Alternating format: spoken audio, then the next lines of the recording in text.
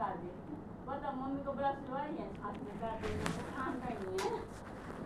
कैंची कितना करता है गलत गलत, इसलिए धारा काट दिया, मम्मी कपड़े काट दे।